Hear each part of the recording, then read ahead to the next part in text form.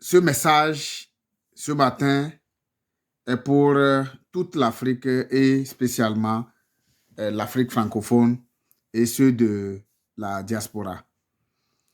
Vous savez,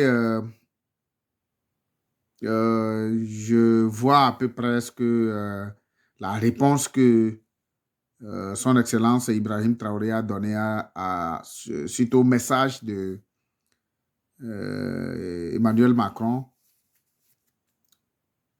C'est un très bon message.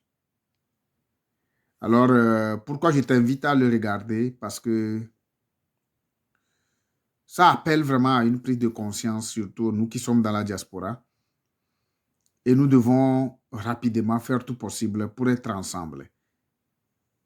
La division est beaucoup entre nous. Les Burkinabés qui ne veulent pas saluer les Togolais qui ne veulent pas s'aider entre eux, les Maliens qui ne veulent pas voir les Maliens réussir, et pire encore, les Camerounais qui ne veulent pas son prochain réussir.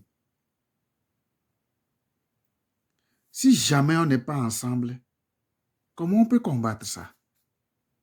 Alors moi, ça me stresse de voir un francophone qui dit qu'il va travailler à vie dans ce pays. Alors ce message spécialement, ça m'a beaucoup touché. Quand tu vois la réponse, regarde seulement la réponse intérieurement et dis-toi que qu'est-ce qu'on peut faire. Dis-toi que qu'est-ce qu'on peut faire. Est-ce que nous ne pensons pas? Est-ce que nous sommes des animaux? Mais effectivement, indirectement, le message, c'est comment on est des animaux. Ce n'est pas direct pour dire que tu es animal, mais tu es un animal. Puis si on dit que ce sont les animaux, qu'il ne faut pas de remerciements.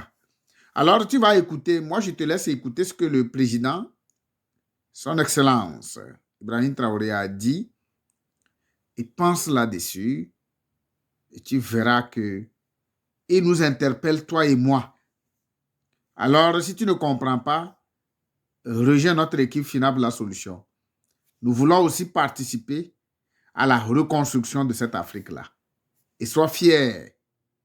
Tu es au Canada, tu es dans la province de Québec, Ontario, Alberta, Saskatchewan et Nouveau-Brunswick. Ce message est à toi. Ne le jette pas comme ça. Rejoins l'équipe Finable la solution. Appelle-moi Abraham, quel est ton message? Et évidemment, quelle est la vision? Nous voulons se libérer définitivement de la pauvreté. Et c'est à cette seule condition qu'on pourra aller retourner chez nous pour aller participer à la résurrection financière du continent. Sinon, si on ne le fait pas, on est en train de se tromper. Et tu le sais très bien que tu es en train de te tromper et que tu ne feras rien. Je dis bien, tu ne feras rien. On va toujours continuer de nous insulter. Et on va prendre toujours le dernier rang. Surtout nous les francophones. Que le message là te bénisse et que rentre ici et que ça reste. Il ne faut pas que ça sorte ici. Et prends vraiment de bonnes résolutions. Que ce soit à temps partiel, à temps plein, nous sommes là pour vous aider. On se donne des nouvelles. À bientôt. Sur la vidéo, je vais mettre la vidéo, tu vas le suivre et tu vas voir ce qu'il a dit. C'est facile. Merci à toi. Quand je prends dernièrement les propos de Emmanuel Macron sur l'Afrique, eh bien, tout Africain conscient devrait donc comprendre très vite tout ce qu'il a pu nous dire et qu'est-ce que ça signifie. Le général Tchani a dit il n'y a pas longtemps du changement donc de tactique ou de stratégie des forces françaises en Afrique. Et je pense qu'il est venu le confirmer. Il s'agit de dissoudre et de garder un dispositif socle. Et Emmanuel Macron l'a si bien dit qu'on ne peut que le remercier pour cette sincérité. Même si certains ont voulu mettre la poudre aux yeux de leur population, mais la réalité finit par rattraper aussi. Ils ne partiront pas de certains pays. Ils ont juste dissous le dispositif. Vous ne les verrez plus dans des bases, mais dans les ambassades, ils seront là. Ils vont constituer des sociétés de sécurité pour sécuriser leurs sociétés qui existent dans ces pays-là. Mais les soldats seront là. Mais vous ne les verrez plus en tenue ou rassemblés dans des bases. C'est tout ce que ça veut dire. Ils vont se réorganiser, mais seront là. Il a parlé de politesse vis-à-vis de certains chefs d'État en leur donnant la primauté d'annoncer donc la rupture ou le départ des forces françaises. Ça nous importe peu, on peut dire, mais tout ce que nous savons, c'est que si vous voulez une rupture avec ces forces impérialistes, c'est simple, on dénonce les accords. Tout commence par là-bas. Et je pense que l'exemple du Tchad, en tout cas, est palpable. Ils ont commencé par dénoncer les accords. Sinon, si on ne dénonce pas les accords, juste dire que les bases quittent, on n'a rien fait. Parce que le problème se trouve dans les accords coloniaux de défense qui ont été signés depuis l'indépendance. Le plus dangereux n'est pas ceux-là que vous voyez dans les bases. Le plus dangereux, ce sont les conseillers militaires. Les conseillers militaires existent dans tous ces pays. Ils ont existé au Burkina aussi jusqu'en fin 2022, jusqu'à ce que nous prenions nos responsabilités. Et qui sont ces conseillers militaires? C'est ceux-là qui sont censés mettre en pratique la politique de la France ici. Ils doivent travailler à rendre nos armées très faibles pour que la France puisse toujours avoir l'argument d'exister ici. Sous Blaise Compaoré, ils avaient réussi. Nos sentinelles prenaient donc la garde avec des bâtons. C'est ça que la France veut de nos armées. Lorsque nous arrivons à cette étape, nous n'avons pas le choix que de vouloir qu'ils viennent s'installer. Mais l'armée burkinabé a réussi à un moment donné à se débarrasser des conseillers militaires. Malheureusement, je pense qu'en 2019, après l'opération au Tapuanou, où ces Français ont vu que l'armée burkinabé avait encore une capacité de réagir au terrorisme, ils ont appelé le chef d'état-major en France, ils l'ont instruit de reprendre les conseillers militaires dans toute la structure. Eh bien, il n'a pas accepté, mais au retour au pays, les politiques l'ont instruit d'accepter les conseillers militaires. Et c'est là que les conseillers militaires sont revenus dans l'armée burkinabé en 2019. Avec toutes les conséquences qu'on connaît, l'armée était en train de disparaître dans les années 2020-2021. Et d'ailleurs, c'est le moment où beaucoup de militaires ont dû déserter parce qu'il n'y avait plus d'espoir. On était en train de s'effondrer. Voilà un peu comment ils travaillent. À l'état-major général des armées, dans tous les états-majors d'armée, dans les écoles, c'est eux qui sont censés nous dicter la politique de notre armée. C'est eux qui nous disent combien recruter, quand recruter et qu'est-ce qu'il faut en faire. Ils sont dans les écoles pour nous dire comment il faut les former et ainsi de suite. Tant que ces conseillers militaires sont là, vous n'êtes pas indépendant. Votre armée aura juste l'apparence d'une armée qui sera là en train de faire des parades, du cirque. Mais lorsque viendra la guerre, vous vous rendrez compte que la parade, c'est une chose, mais la guerre, c'est une autre chose. Il faut rompre les accords. C'est la seule façon d'avoir une armée indépendante et se construire, être fort. Mais beaucoup de gens ne le comprennent pas peut-être. Et même avec ces accords, la France choisit dans nos États des élèves officiers pour aller les former. C'est à travers ces mêmes accords. Mais en réalité, ces officiers qui partent se former pour la plupart, pour la France, ils viennent pour servir l'État français dans leur pays. Ils ne viennent pas pour servir nos pays.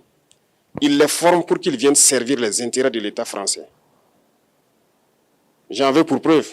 Lorsque nous nous sommes révoltés, beaucoup d'officiers au Burkina qui ont été formés en France ont été immédiatement contactés pour leur dire que c'est le moment de se mettre en action parce que vous avez été formés pour ça, pour servir les intérêts de la France. La plupart de ces officiers nous ont rendu compte, nous avons pris acte et nous continuons de suivre.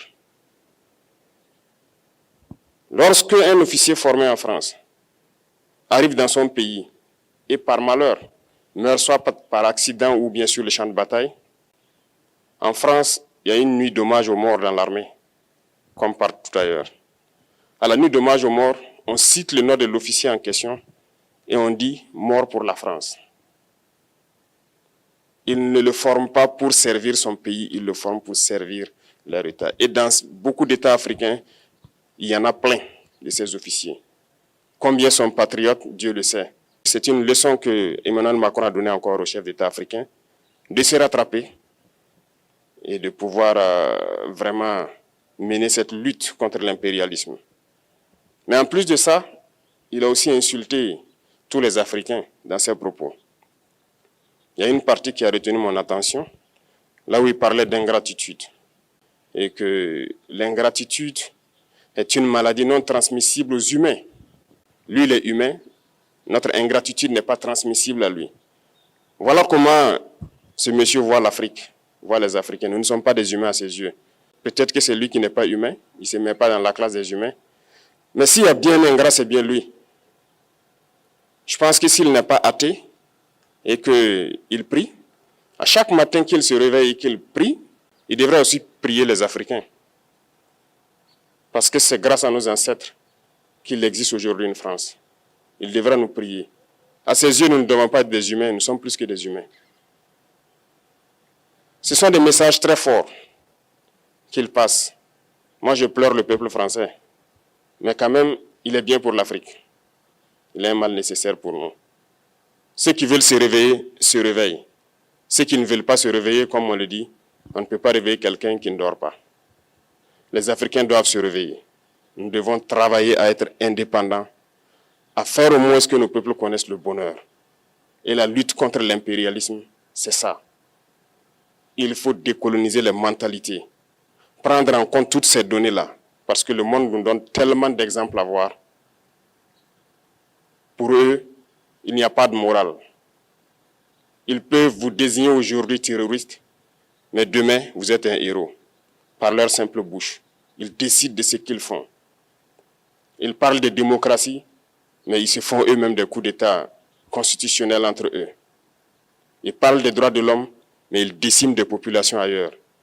L'Africain doit se réveiller, l'Afrique doit se réveiller. Et le combat contre l'impérialisme est permanent.